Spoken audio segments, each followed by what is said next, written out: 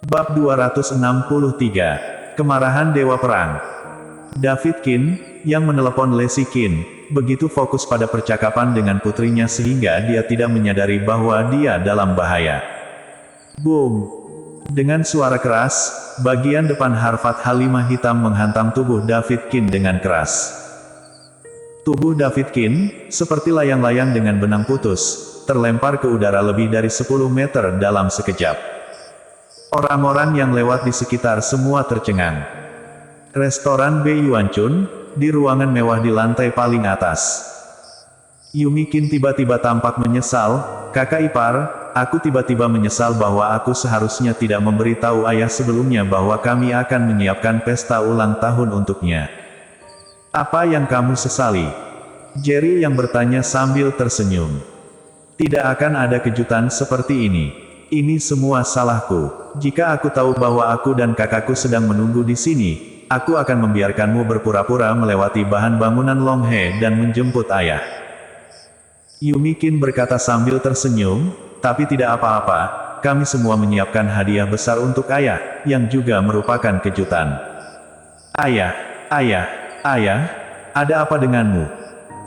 Ketika Yumi Kin sedang mengobrol dengan Jerry Yang, Lacey Kin, yang sedang berbicara di telepon dengan David Kin, tiba-tiba berteriak, wajahnya penuh kepanikan. Namun, pada saat ini, David Kin telah tertabrak mobil dan hidup dan matinya tidak diketahui, jadi bagaimana dia bisa mendengar suara Lacey Kin? Air mata mengalir di wajah Lacey Kin, matanya kusam, ponselnya terlepas dari tangannya dan jatuh ke tanah, dia linglung. Kak, kenapa kamu menangis? Ada apa dengan ayah? Yumi Kin segera menjadi cemas, bergegas ke depan, meraih bahu Lacey Kin dan bertanya dengan keras. Jerry yang tiba-tiba mendapat firasat buruk, meskipun dia tidak tahu apa yang terjadi, menilai dari reaksi Lacey Kin, sesuatu pasti terjadi pada David Kin. Cepat, ayo pergi ke bahan bangunan Longhe. Meskipun Lacey Kin sudah memiliki jawaban di dalam hatinya, dia masih tidak mau menerima faktanya. Setelah dia selesai berbicara, dia bangkit dan berlari keluar. Baru saja dia mendengar suara mesin menderu, diikuti oleh suara telepon yang jatuh ke tanah, dan ketika dia menelepon David Kin lagi, tidak ada jawaban. Kakak, apa yang terjadi pada ayah? Bisakah kamu memberitahuku? Yumi Kin mengikuti Lacey Kin dengan cermat, mengajukan pertanyaan sambil berlari. Bahkan Lacey Kin sendiri menolak untuk mempercayai fakta ini, jadi bagaimana dia bisa memberitahu Yumi Kin bahwa dia tidak mengatakan sepatah kata pun, hanya melarikan diri dengan panik. Segera, hanya Jerry Yang dan Happy yang tersisa di dalam ruangan. Ayah, ada apa dengan ibu? Masih ada sedikit ketakutan di wajah Happy, dan dia bertanya sambil memeluk erat leher Jerry Yang. Jerry Yang menggelengkan kepalanya sedikit, dan berkata, Happy, jangan takut, ayah ada di sini. Setelah berbicara, dia mengeluarkan ponselnya dan memutar nomor, periksa, apa yang terjadi di gerbang bahan bangunan Longhe barusan, dan beritahu aku hasilnya secepat mungkin. Setelah menutup telepon, Jerry yang juga meninggalkan ruangan bersama Happy, dan menuju bahan bangunan Longhe. Begitu dia tiba di tempat parkir, dia menerima telepon dari Joshua Guan, David Kin mengalami kecelakaan mobil, dan hidup dan matinya tidak diketahui sekarang. Mobil dari pusat darurat sedang dalam perjalanan. Apa? Setelah menerima berita ini, Jerry yang menjadi pucat karena terkejut, menggertakkan giginya dan berkata, lihatlah, apakah itu kecelakaan atau pembunuhan yang disengaja? Ngomong-ngomong, bantu aku menghubungi dokter terbaik untuk merawatnya. Baik, Joshua Guan menanggapi. Baru pada saat itulah Jerry yang mengerti bahwa Yumi Kin baru saja bertanya kepada Lacey Kin mengapa dia tidak mengatakan apa-apa. Jelas, dia sudah tahu bahwa David Kin mengalami kecelakaan mobil, tetapi dia tidak mau menerima kenyataan itu. Happy, apakah kamu masih ingat Bibi Sulisia? Jerry yang mencoba yang terbaik untuk menenangkan dirinya, menatap Happy dengan lembut dan berkata, Bibi Sulisia merindukanmu, malam ini, kamu bisa menemaninya, oke. Happy mengangguk cepatem, Happy juga merindukan Bibi Sulisia, tapi Happy ingin tidur dengan ibu di malam hari. Ayah dan ibu sama-sama sibuk dengan hal-hal penting malam ini, jadi aku tidak bisa menemanimu. Jadi Happy akan pergi bermalam dengan Bibi Sulisia. Saat ibu dan ayah selesai bekerja, Happy akan dijemput.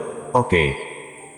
Jerry yang menyentuh wajah Happy dengan penuh kasih, dan bertanya dengan lembut.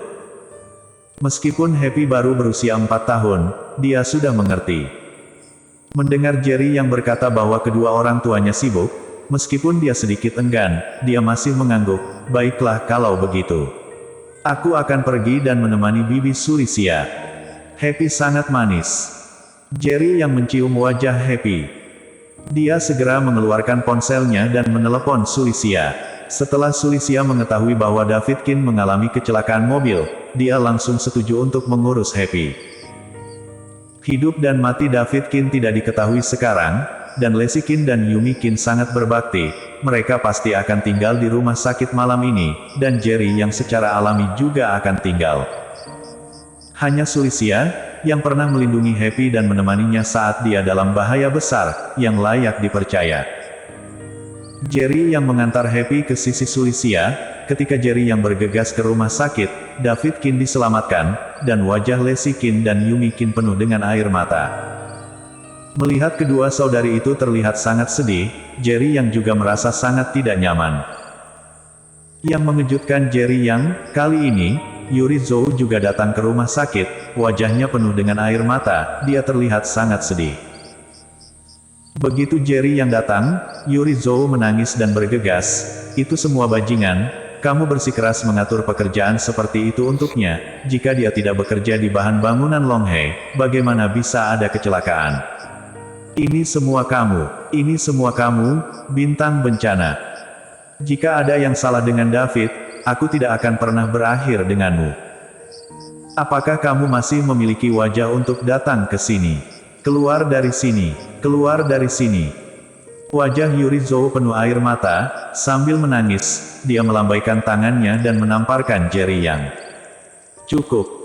Yumikin menangis dan meraung dengan marah, ini adalah rumah sakit, jika kamu terus membuat masalah tanpa alasan, keluarlah dari sini. Pada saat ini, ponsel Jerry yang berdering. Dia berjalan ke tangga di samping, dan setelah terhubung, dia mendengar Yoshua Guan berkata, Tuan Yang, pengemudi yang menyebabkan kecelakaan itu sudah mati. Mati? Bagaimana ia mati? Jerry yang sangat marah, ayah mertua masih diselamatkan, dan hidup dan matinya tidak diketahui. Katakan padaku, pengemudi yang menyebabkan kecelakaan itu sudah mati. Bahkan jika dia meninggal, bukankah seharusnya kau memberitahuku bagaimana dia meninggal? Apakah ada seseorang yang menghasutnya? Apakah dia dibunuh sekarang? Atau apakah dia juga mati dalam kecelakaan mobil? Jerry yang sedikit emosional, dia telah melihat terlalu banyak nyawa dan kematian, tetapi orang yang terbaring di ruang gawat darurat adalah ayah mertuanya, jadi dia harus cemas. Yoshua Guan di ujung telepon merasakan kemarahan Jerry yang, wajahnya penuh kepanikan, dan dia dengan cepat berkata, Tuan Yang, setelah pengemudi menabrak ayah mertuamu, mobil kehilangan kendali dan menabrak jalan cahaya di sampingnya. Mobil itu meledak, tidak ada yang tersisa. Terus periksa, siapa pengemudinya, termasuk situasi keluarganya, dengan siapa dia berhubungan sebelum kecelakaan, dan apakah dia telah menerima uang dari orang lain. Aku ingin semua informasi yang berkaitan dengan dia. Jerry yang tidak bisa menyembunyikan amarahnya, dan berteriak keras ke gagang telepon. Sejak dia kembali ke Jiangsu kali ini adalah pertama kalinya dia begitu lepas kendali dan sangat marah. Bersambung. Jangan lupa, like, komen dan subscribe. Terima kasih.